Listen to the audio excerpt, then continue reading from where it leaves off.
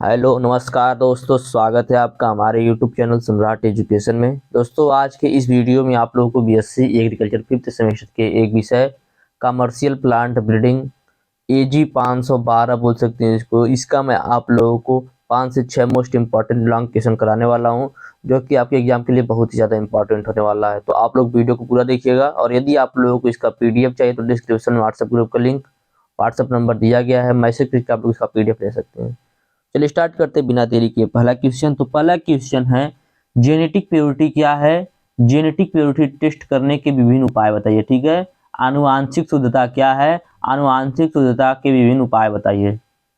तो चलिए देखते हैं। जेनेटिक प्योरिटी मतलब आनुवांशिक शुद्धता, मतलब जो पौधा रहेगा, जो बीज रहेगा, बीज के अंदर का किस प्रकार का उसका अंदर की संरचना है। ठीक है, भ्रूण का विकास कितना हुआ है, कितना नहीं हुआ, इन सभी बातों की हम बारे में टेस्ट करेंगे। तो उसी को बोला था जेनेटिक प्योरिटी टेस्ट। तो चलिए देखते हैं जेनेटिक प्योरिटी क्या होता है।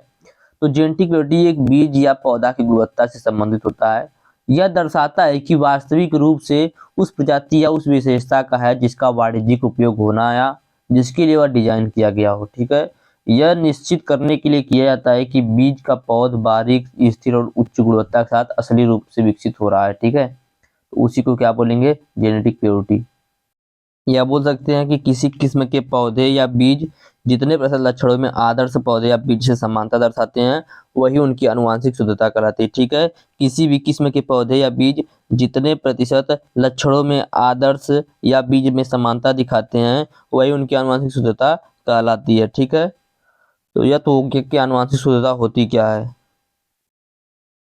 चलिए देखते हैं जेनेटिक प्योरिटी टेस्ट के क्या क्या उपाय होते हैं। देखिए कहीं पर देखेंगे कई तरीके से इसको टेस्ट किया जाता है। हम लोग यहाँ पर भी 4-5 देखेंगे, जिसमें पहला है फिजिकल इंस्पेक्शन। तो इसमें पौधे या बीजों को देखकर उनकी शारीरिक स्थिति का मूल्यांकन किया जाता है। सामान्यतः उच्च गुणवत्ता वाले बीजों या पौधों की शर्तें अच्छी होती है, मतलब देखने में अच्छी लगती है। ठीक है, दूसरा है जेनेटिक मार्कर टेस्टिंग। तो इसमें जेनेटिक मार्क्स का प्रयोग किया जाता है जो निश्चित जीनोटाइप को पहचानने में मदद करता है। यह उन्नत जेनोमिक तकनीकों का उपयोग करता है जो विशेष जीनोटाइप की पहचान करने में सक्षम होते हैं। ठीक है, अगला है स्वीकृत जेनेटिक प्योरिटी टेस्टिंग लेबोरेटरी। स्वीकृत जेनेटिक प्योरिटी टेस्टिंग लेबोरेटरी या certified genetic purity testing laboratory इसको बोल सकते हैं। तो कुछ स्थानों पर स्वीकृत प्योरिटी टेस्टिंग लेबोरेटरी का संचालन किया जाता है जो बीजों और पौधों की जेनेटिक प्योरिटी की पुष्टि करता है। ठीक है, देखिए मैं थोड़ा आसान से आसान करके आप लोगों को बताने की कोशिश करता हूँ, इसके लिए थोड़ा छोटा छोटा क्वेश्चन में बता रहा हूँ।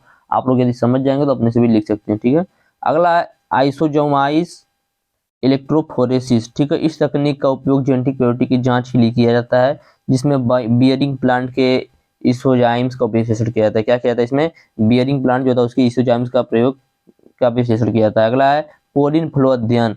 इसमें पौधे के बीच पोलिन की चर्चा की जाती है ताकि उन्हें जेनेटिक प्योर होने तक सुनिश्चित किया जा सके। ठीक है, तो यह था आप लोगों का थोड़ा सा टेस्ट। और भी इसके टेस्ट की बात करें तो इसको और भी कई तरीके से टेस्ट किया जाता है, जैसे ग्रो आउट टेस्ट, जीओटी जिसे बोला जाता है। ठीक है, केमिकल टेस्ट, इलेक्ट्रोफोरेसिस मेथड और chromatographic method, molecular marker method मैंने आप लोग को बताया यहाँ पर। तो इन सभी तरीकों से भी टेस्ट किया जाता है। जैसे ग्रो आउट टेस्ट जो होता है, इस परीक्षण में नमूने और मानक नमूने को साथ साथ खेत में उगाया जाता है। उसके बाद बीज अंकुरण से लेकर संपूर्ण परिपक्व अवस्था तक दोनों के वृद्धि काल के दौरान उनके आकार की लक्षणों का अध्ययन करते हैं। एक समान लक्षण वाले बीजों को निकालकर उनका प्रतिशत निकालकर आनुवंशिक शुद्धता की गणना कर लेते हैं। ठीक है, उसके बाद केमिकल टेस्ट होता है। केमिकल टेस्ट में पादपों के द्वितीय यौगिकों का एनालिसिस किया जाता है जो सरल रंग प्रदर्शित करते हैं। ठीक है, तो केमिकल टेस्ट से इस प्रकार से किया जाता है। इसके बाद आप लोगों का तीसरा आप लोग का इलेक्ट्रोफोरेसिस मेथड। तो इसमें प्रोटीन प्रत्यक्ष जीन उत्पाद होते हैं और बीज व अंकुर की प्रोटीन व एंजाइमों का परीक्षण किया जा सकता है।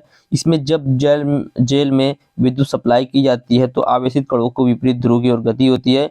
आकार के अनुसार अणुओं की स्पीड अलग अलग होती है जिससे वे एक दूसरे से पृथक हो जाते हैं। तो इस प्रकार से इनको इलेक्ट्रोफोरेसिस मेथड से भी टेस्ट किया जाता है। और चौथा है क्रोमेटोग्राफिक मेथड। तो इसमें विभिन्न किस्मों की उपस्थित फिनाल व फ्लेवेंडोस विशेष घुलनशीलता के आधार पर क्रोमेटोग्राफी पेपर पर पृथक बैंड्स बनाए जाते हैं जिनके आधार पर किस्मों को पहचाना जाता है। ठीक है, उसके बाद मॉलिक्यूलर मार्कर मैंने आप लोग को बताया कि यह डीएनए में उपस्थित विशिष्ट स्थान होते हैं जो इस किस्म के पौधे के लिए विशिष्ट होते हैं। तो इस प्रकार से आप लोग पौधों का टेस्ट कर सकते हैं जेनेटिक प्योरिटी का। तो उम्मीद करते हैं समझ में आया होगा। चलिए चलते हैं अगले क्वेश्चन पे। अगला क्वेश्चन है मेल स्टेरिलिटी क्या है, चावल की गुणवत्तापूर्ण हाइब्रिड सीड उत्पादन पर चर्चा कीजिए। ठीक है, तो देखिए हाइब्रिड सीड उत्पादन तकनीक जो है उसको तो आप लोग को अपने से पढ़ना पड़ेगा। मैं क्रॉप इम्प्रूवमेंट फर्स्ट में आप लोगों को डिस्क्रिप्शन में लिंक दे दूंगा, या आप लोग वहाँ पर जाकर प्लेलिस्ट का लिंक दे दूंगा, देख लीजिएगा। वहाँ पर आप लोगों को चावल का, कॉटन का, 2-3 क्रॉप का हाइब्रिड सीड प्रोडक्शन कैसे किया जाता है उसके बारे में जानकारी लेना है, क्योंकि एग्जाम में 2-3 पूछता है हाइब्रिड सीड प्रोडक्शन का। ठीक है, अपने से भी आप लोग को यदि समझ में आए तो पढ़ सकते हैं। चलिए देखते हैं मेल स्टेरिलिटी क्या होता है। पहले मैं बता देता हूँ कि जब किसी पौधे के मादा युग्मक सजीव और सक्रिय होते हैं, जब किसी पौधे के परागकण जो होते हैं निर्जीव एवं निष्क्रिय होते हैं, लेकिन उसी पौधे के मादा युग्मक सजीव एवं सक्रिय होते हैं, तो ऐसे पौधे को नर बंधता बोला जाता है। तो ऐसे प्रोसेस को मेल स्टेरिलिटी बोला जाता है। ठीक है, जब किसी पौधे के परागकण निर्जीव निष्क्रिय होते हैं तथा उसी पौधे के मादा युग्मक सजीव सक्रिय होते हैं, तो इस प्रक्रिया को मेल स्टेरिलिटी बोला जाता है। ठीक है, क्या बोला जाता है, मेल स्टेरिलिटी। मेल स्टेरिलिटी जो होता है 3 प्रकार का होता है, इसके बारे में भी कभी कभी पूछ लेता है, तो हम लोग को यहाँ पर क्वेश्चन में सब नहीं पूछा है, टाइम कम है इसलिए हम लोग डायरेक्ट देखेंगे। मेल स्टेरिलिटी क्या होता है समझ में आ गया। तो यहाँ पर देखिए क्या है, पुरुष बाजपन एक गुणांकित रूप से पुरुष जंतुओं के पुरुष जननांगों की शक्ति है जिससे वे अपना बीज उत्पन्न नहीं कर सकते हैं। यह विशेष तकनीक को प्रवृत्त करने के लिए किसानों द्वारा उपयोग किया जाता है, जिससे सुनिश्चित होता है कि किसी प्रजाति का बाजपन विशेष विशेषताओं के साथ बनाया जाता है। चलिए देखते हैं चावल के हाइब्रिड बीज उत्पादन टेक्निक क्या है, थोड़ा बहुत देखेंगे इसमें कि मेल स्टेरिलिटी का क्या यूज है, डबल क्रॉसिंग इसमें है, सेल्फ पॉलिनेटर, हेटेरो सिस्टम, इन सभी बारे में थोड़ा सा जानकारी लेंगे। और सीड प्रोडक्शन कैसे किया जाता है वो आप लोग देख लीजिएगा, मैं लिंक दे दूंगा डिस्क्रिप्शन में। तो पुरुष बाजपन मेल स्टेरिलिटी को विकसित करना, तो चावल में पुरुष बाजपन को विकसित करके इसे अविकसित प्रजनन विकल्प से बचाया जा सकता है। इस प्रणाली में पुरुष पौधों को अशक्त किया जाता है जिससे वे बीज को उत्पन्न नहीं कर सकते। ठीक है, दूसरा पॉइंट है डबल क्रॉसिंग या डबल परीक्षण। तो चावल के लिए गुणवत्तापूर्ण हाइब्रिड बीज उत्पादन करने के लिए दुगुना निरीक्षण का उपयोग किया जाता है या डबल क्रॉसिंग का उपयोग किया जाता है। इसमें 2 प्रजातियों को मिलाकर एक उन्नत और गुणवत्तापूर्ण प्रजाति बनाई जाती है। ठीक है, इसमें जो 2 प्रजाति होती है उसको मिलाकर आपस में गुणवत्तापूर्ण प्रजाति बनाई जाती है। इसके बाद अपना अगला पॉइंट है self pollinating and hetero system. तो चावल की हाइब्रिड बीज उत्पादन करने के लिए सेल्फ पॉलिनेटिंग तथा हेटेरो सिस्टम का उपयोग किया जाता है, जिससे पौधों में बेहतरीन गुणवत्ता हासिल हो सके, क्योंकि क्रॉस पॉलिनेशन हो गया तो उसमें थोड़ा सा प्रॉब्लम हो सकता है। ठीक है, अगला है नियमित रूप से बाजपन की स्थिति की जांच करना। तो चावल के पौधे में बाजपन की स्थिति को नियमित रूप से जांच करने का उपयोग किया जाता है ताकि बीजों की गुणवत्तापूर्ण सुनिश्चित किया जा सके। ठीक है, तो ये 3-4 पॉइंट जो थे मुख्य पॉइंट थे जो कि मैंने बताया कि इसमें पुरुष मेल स्टेरिलिटी का क्या यूज होता है, डबल क्रॉसिंग का क्या यूज होता है, सेल्फ पॉलिनेटिंग हेटेरो सिस्टम का क्या यूज होता है, और नियमित रूप से बीज की स्थिति का जांचन करना चाहिए हम लोगों को। इस बातें मैंने बताई। और हाइब्रिड सीड का प्रोडक्शन कैसे करना वो आप लोग को जरूर देखना है, क्योंकि एग्जाम में आएगा 2-3। देखिए कपास का ज्यादा से ज्यादा पूछता है, कपास का पूछता है, राइस का पूछता है, ठीक है, मेज का पूछता है और व्हीट का। 4 याद रख लीजिएगा, 4 में से 1 पूछ लेगा। चलिए चलते अगले पे। अगला क्वेश्चन है वाणिज्यिक संकर बीज उत्पादन एवं बौद्धिक संपदा अधिकार मुद्दे पर चर्चा कीजिए। ठीक है, discuss intellectual property right issue in commercial hybrid seed production. तो वाणिज्यिक संकर बीज उत्पादन में बौद्धिक संपदा अधिकार एक महत्वपूर्ण मुद्दा है जो बीज उत्पादन क्षेत्र में विभिन्न पहलुओं पर प्रभाव डालता है। चलिए देखते हैं। पहला पेटेंट, जैसा कि मैंने आप लोगों को इंटेलेक्चुअल प्रॉपर्टी राइट में पढ़ाया हुआ इन सभी के बारे में। पेटेंट क्या होता है, तो विशेषकर संकर बीजों के उत्पादन में नवाचारिक तकनीकों और विधियों को सुरक्षित करने के लिए पेटेंट्स का अधिकार प्रदान करते हैं। ये नई जीन प्रजनन तकनीक और अन्य नवाचारों को सुरक्षित करने में मदद करता है और उत्पादन को उन तकनीकों का अधिकार प्रदान करता है। ठीक है, दूसरा है प्लांट वैरायटी प्रोटेक्शन, पीवीपी। तो यह एक अन्य बौद्धिक संपदा अधिकार है जो नई और विशेष पौध जातियों को सुरक्षित करने के लिए उपलब्ध होता है। यह उत्पादन को एक निश्चित समय के लिए उन पौध जातियों का अधिकार प्रदान करता है। ठीक है, अगला है कमर्शियल ब्रीडिंग, तो का वाणिज्यिक ब्रांडिंग। तो ये एक विशेष ब्रांड या लोगों के तहत संकर बीजों को पहचान करने के लिए वाणिज्यिक ब्रांडिंग एक महत्वपूर्ण पहलू हो सकती है। ठीक है, एक ब्रांड जैसे होता है कि जैसे आप सीड में देखेंगे एक बायर कंपनी की सीड आती है जो कि एक प्रकार का उसका बायर क्या है, ब्रांड है। ठीक है, तो इस प्रकार से ब्रांडिंग मिलती है सभी को। ठीक है, वाणिज्यिक ब्रांडिंग, तो एक विशेष ब्रांड या लोगों के तहत संकर बीजों को पहचानने के लिए वाणिज्यिक ब्रांडिंग एक महत्वपूर्ण पहल हो सकती है। यह उत्पादन को उनके उत्पादों को पहचानने और बाजार में प्रमोट करने का अधिकार प्रदान करता है। अगला है जेनेटिक टेस्टिंग और स्क्रीनिंग। तो जेनेटिक अनुसंधान और टेस्टिंग के माध्यम से नई संकर बीजों की विशेषताओं और गुणवत्ता की माप की जाती है जो विपणन और विनिर्माण में महत्वपूर्ण होता है। जो विपणन और विनिर्माण में क्या होता है, महत्वपूर्ण होता है। ये अगला है कॉपीराइट। तो जेनेटिक डेटा, जेनोमिक विवेचन और अन्य विज्ञानात्मक लेखों को सुरक्षित करने के लिए कॉपीराइट का अधिकार भी प्रदान किया जा सकता है। ठीक है, तो यह था वाणिज्यिक संकट बीज उत्पादन में बौद्धिक संपदा अधिकार का मुद्दा, जिस पर चर्चा किया जाना चाहिए, जो कि मैंने आप लोगों को बताया है। चलिए चलते हैं अगले क्वेश्चन पे। अगला क्वेश्चन है, भारत की विभिन्न किस्मों को जारी करने के लिए प्रक्रिया लिखिए। भारत में जैसे आपने कोई किस्म वैरायटी विकसित की है तो उसको कैसे जारी करेंगे, उसके लिए प्रक्रिया लिखना है। तो बार बार पूछता है क्वेश्चन। तो भारत में विभिन्न किस्मों को जारी करने के लिए कई सारी प्रक्रियाएं हैं जो विभिन्न क्षेत्रों में आवश्यक हो सकती हैं। चलिए देखते हैं, पहली है जिसमें पौध प्रक्रिया, प्लांट वैरायटी प्रोटेक्शन, पीवीपी। तो यह प्रक्रिया वन्य जीव फसलों और फलद्रुमों के पौधों को नई और अनुपम प्रजातियों को सुरक्षित करने के लिए है। इसमें पौधे की विशेषता, गुणवत्ता, प्रदर्शन और उपयोगी गुणों को मापन करने के बाद पंजीकरण की प्रक्रिया होती है। ठीक है, जो पीवीपी होता है, प्लांट वैरायटी प्रोटेक्शन होता है। इसमें पौधों को पहले जांच की जाती है कि पूरी तरीके से सुरक्षित, उसके बाद क्या किया जाता है, उसका पंजीकरण की प्रक्रिया प्रारंभ होती है। उसके बाद दूसरा पॉइंट है प्लांट जेनेटिक रिसोर्स लॉ। तो इसका उद्देश्य वन्य जीव, कृषि, फसल और पौधे संसाधनों को संरक्षित रखना है। इसमें वन्य जीव संरक्षण क्षेत्र, समृद्धि बीज संरक्षण केंद्रों और संरक्षण संस्थानों के लिए आवश्यक प्रक्रियाएं शामिल होती हैं। ठीक है, और अगला है जैविक विविध कानून, बायोडाइवर्सिटी लॉ। ठीक है, तो इसका उद्देश्य जीव विविधता को सुनिश्चित करना है और यह सुनिश्चित करना है कि वन्य जीव, पौधिक संसाधन और जैव संसाधनों का विविधता बना रहे। यह कानून विभिन्न वन्य जीव क्षेत्र और जैव संरक्षण क्षेत्रों को सुरक्षित करने के लिए निर्दिष्ट प्रक्रियाएं सम्मिलित करता है। ठीक है, अगला है उद्यमिता से जुड़ी प्रक्रियाएं। तो वन्य जीव उद्यमिता के क्षेत्र में नई किस्मों को विकसित करने, उत्पादित करने और विपणन करने के लिए कई प्रक्रियाएं शामिल होती है। तो यह स्वतंत्र उद्यमियों और संगठनों के लिए लागू हो सकता है जो वन्य जीव उत्पादों का विकास कर रहे हैं। ठीक है, तो उद्यमिता से जुड़ी प्रक्रियाएं होती है उसको भी करनी पड़ेंगी। उसके बाद विदेशी समझौता करना पड़ेगा। भारत ने कई अंतर्राष्ट्रीय समझौते में भाग लिया जो वन्य जीव संरक्षण, जैव विविधता और उससे संबंधित क्षेत्रों में सहयोग और प्रवर्तन करने के लिए एक है। तो इस प्रकार से इन मेथड के अनुसार आप क्या कर सकते हैं, अपने जो एक बीज, एक वैरायटी है, उसको क्या कर सकते हैं, आप रिलीज कर सकते हैं। ठीक है, क्या कर सकते हैं, रिलीज कर सकते हैं। चलिए चलते अगले क्वेश्चन पे। अगला क्वेश्चन है, स्वपरागित और परपरागित फसलों में गुणवत्ता परीक्षण पर चर्चा की है। ठीक है, जो स्वपरागित फसल और परपरागित फसल है उसमें गुणवत्ता परीक्षण कैसे करेंगे। तो चलिए देखते हैं स्वपरागण फसल में। तो स्वपरागण फसल किसे कहते हैं, तो स्वपरागण फसल वह फसल होती है जो खुद से परागण करती है। ठीक है, या सब लोग जानते हैं जो खुद से परागण करती है वह होता है स्वपरागण, सेल्फ पोलिनेशन। तो स्वपरागण वही फसलें होती हैं जो अपने आप पोलिनेटिंग करते हैं या सेल्फ पोलिनेटिंग करती हैं। ठीक है, यानी इनके बीज बनाने के लिए वे अपने आप से परागित हो सकती हैं, जैसे गेहूं, चावल और मसूर जो होते हैं सेल्फ पोलिनेटेड क्रॉप है। ठीक है, ये सब अपने से परागण कर लेते हैं। इसका गुणवत्ता परीक्षण क्या है, तो स्वपरागण फसलों की गुणवत्ता परीक्षण में विभिन्न पैरामीटर जैसे कि उत्पादकता, रोग प्रतिरोध और विकास के समय का मूल्यांकन होता है। इसमें उच्च उत्पादकता, बीमारी शोधकता और बीजों की भरपूरता जैसी विशेषताएं शामिल होती है। ठीक है, इसमें किस प्रौद्योगिकी का यूज किया जाता है, इन सब टेस्ट करने के लिए टेक्नोलॉजी किस यूज किया जाता है, तो मॉलिक्यूलर टेस्ट का यूज किया जाता है, सॉरी मॉलिक्यूलर मार्कर और जेनेटिक टेस्टिंग जैसी टेक्निक का उपयोग करके जीनोमिक संवर्धी चारित्रिक चरणों की विशेषता की जांच किया जाता है। ठीक है, स्वपरागित फसलों में।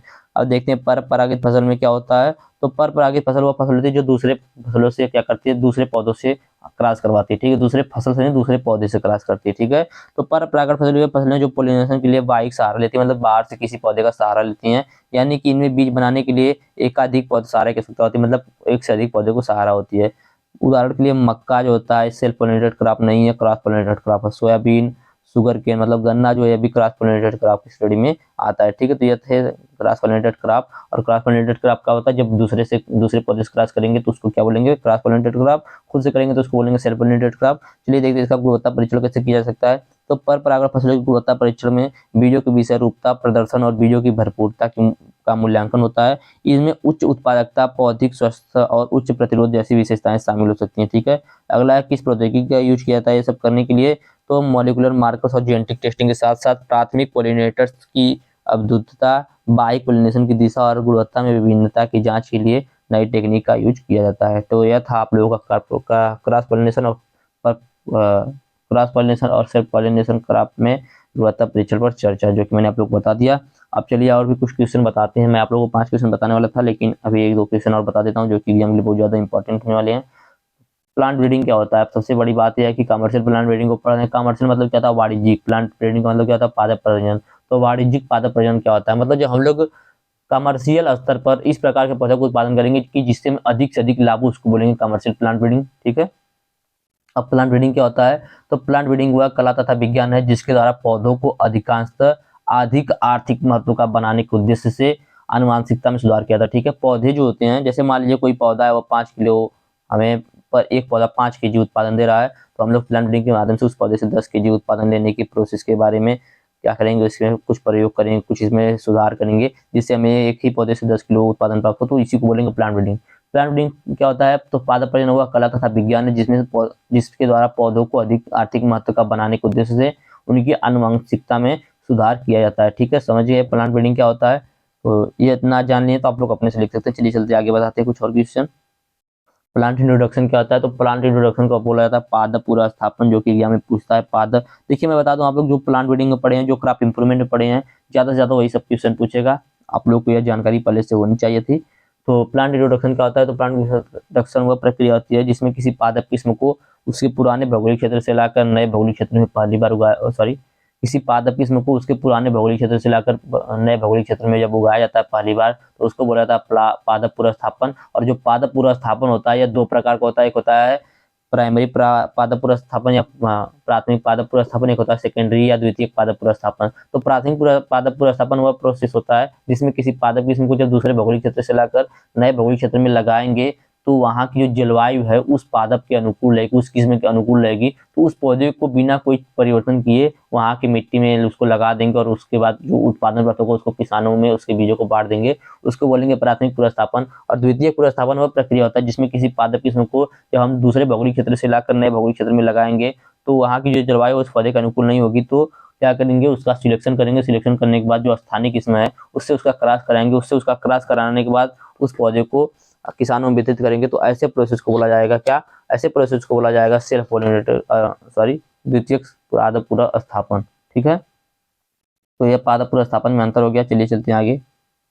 अगला लास्ट क्वेश्चन रहेगा आप लोगों का procedure of seed certification. Seed certification करने के लिए आपको क्या प्रोसीजर होते हैं उसके बारे में तो चलिए देख लीजिए प्रोसीजर क्या होता है। तो पहला प्रोसीजर होता है एप्लीकेशन का। किसी भी सीड को आपको सर्टिफाइड करवाना है तो उसके लिए क्या करना पड़ेगा, आपको एप्लीकेशन देना पड़ेगा, एप्लीकेशन। ठीक है, तो जो व्यक्ति अथवा संस्था बीज का प्रमाणीकरण करवाना चाहती है वह बीज उत्पादन से पहले निर्धारित आवेदन पत्र को भरकर उस क्षेत्र की बीज प्रमाणीकरण संस्था में जमा करवाते हैं। ठीक है, बीज प्रमाणीकरण के लिए एक निर्धारित शुल्क होता है 25 रुपया। आपको किसी बीज को प्रमाणीकृत करवाना है तो उसके लिए 25 रुपया शुल्क लगता है। उसके लिए आपको सबसे पहले आवेदन करना होगा। उसके बाद वेरिफिकेशन होता है। क्या होता है? जांच होता है उसकी। आवेदन पत्र जो होता है SCA के पास पहुंचता है, मतलब स्टेट सीड सर्टिफिकेशन एजेंसी के पास पहुंचने के बाद इसकी जांच की जाती है। जांच में बीज की किस्म, योग्यता, बीज स्रोत और बीज की मान्यता तथा आवेदन शुल्क की जांच की जाती है। यदि उपरोक्त तीनों में से कोई एक आवश्यकता अभी पूर्ण नहीं हो रही है तो आवेदन को वहीं पर निरस्त किया जाता है। यदि यह लागू हो गई, मतलब इसको मान्य कर लिया गया, तो उसके बाद इंस्पेक्शन होता है, खेत का निरीक्षण होता है।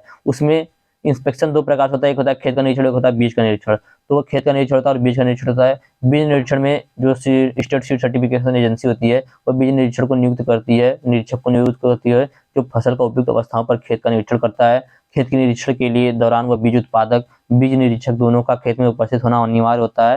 तो जो बीज निरीक्षक होता है वह सामान्यतः 5 फसल वृद्धि अवस्थाओं पर फसलों की जांच करता है। एक बुआई के समय पे करता है, पुष्पन से पहले करता है, पुष्पन के बाद करता है, और फसल की परिपक्वता पर, फसल की कटाई पर बीज का टेस्ट लेता है। ठीक है, उसके बाद उसको टैगिंग और सीलिंग दे दिया जाता है। ठीक है, उसके बाद टैगिंग और सीलिंग उसको दे दिया जाता है। इतना सब होने के बाद यदि state seed certification, state seed testing laboratory की रिपोर्ट सकारात्मक आती है तो बीज ढेर को प्रमाणीकरण टैग और लेबल जारी कर दिया जाता है। प्रमाणीकरण टैग पर बीज ढेर के बारे में जानकारी दी होती है, जैसे बीज का प्रकार कौन सा है, किस्म कौन सा, शुद्धता कौन सा है। तो इस प्रकार से आप लोग क्या कर सकते हैं, किसी बीज को सर्टिफाइड करवा सकते हैं। तो उम्मीद करते हैं यह वीडियो आप लोगों को अच्छा लगा होगा, और वीडियो अच्छा लगा तो वीडियो को लाइक कीजिएगा, चैनल को सब्सक्राइब कीजिएगा, अपने दोस्तों के साथ शेयर भी जरूर कीजिएगा। धन्यवाद, जय हिंद।